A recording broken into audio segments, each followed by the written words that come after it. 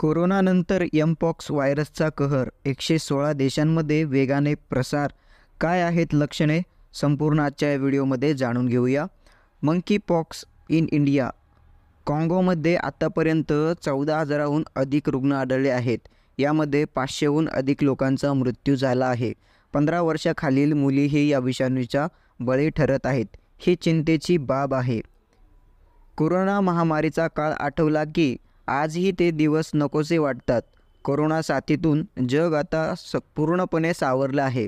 मात्र आता एक नवं संकट समोर आलं आहे. मंकी पॉक्स म्हणजेच एमपॉक्स पाय पसरायला सुरुवात केलेली आहे.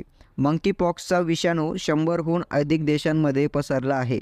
जागतिक आरोग्य संघटनेने म्हणजेच WHOने एमपॉक्स विषाणूचा कहर पाहता आपत्कालीन स्थिती जाहीर केली आहे. अनेक देशांमध्ये मंकी पॉक्सच्या रुग्णांमध्ये झपाट्याने वाढ होत आहे. WHOने नागरिकांना सतर्क राहण्याच्या सूचना दिल्या आहेत. एमपॉक्स देखील संसर्गजन्य आजार आहे. त्यामुळे परिस्थिती बिघडू नये यासाठी WHOने नागरिकांना काळजी घेण्याचा सल्ला दिला आहे. आत्तापर्यंत अनेक लोकांमध्ये याचा संसर्ग दिसून आला आहे. 3 वर्षात दुसऱ्यांदा आणीबाणी जाहीर करण्यात आलेली आहे. मंकी पॉक्सचा धोका लक्षात घेता WHOने 3 वर्षात दुसऱ्यांदा आणीबाणी जाहीर केली आहे. यावर्षी 2022मध्ये याचा वेगाने प्रसार दिसून आला होता. विषाणूने 100हून अधिक देशांमध्ये कहर केला होता. त्यावेळी 200हून अधिक लोकांचा मृत्यू झाला होता. 14,000हून अधिक रुग्ण आढळले आहेत. काँगोमध्ये आतापर्यंत 14,000हून अधिक रुग्ण आढळले आहेत. यामध्ये 500हून अधिक लोकांचा मृत्यू झाला आहे. 15 वर्षाखालील मुलीलाही या विषाणूचा बळी ठरत आहेत. ही चिंतेची बाब आहे. WHOने नेमकी काय माहिती दिली आहे ती देखील आपण पाहूया. आफ्रिकेत जो संसर्ग पसरला त्याला शारीरिक संबंध हे प्रमुख कारण आहेत. समलिंगी पुरुषांमध्ये या संसर्गाचं प्रमाण अधिक आहे. बाधित व्यक्तीच्या संपर्कातले आरोग्य कर्मचारी, कुटुंबियांना देखील याचा धोका आहे.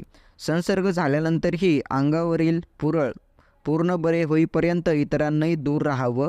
संसर्ग बाधित व्यक्तींनी बरं झाल्यानंतरही 12 आठवडे शारीरिक संबंधावेळी कंडोमचा उपयोग करावा असं WHOने म्हटलं आहे. मंकी पॉक्सची लक्षणे. मंकी पॉक्समुळे ताप, पुरळ, डोकेदुखी, अंगाला सूज येणे, पाठदुखी, अंगदुखी अशी लक्षणे दिसून येतात. मंकी पॉक्सचा संसर्ग कसा पसरतो?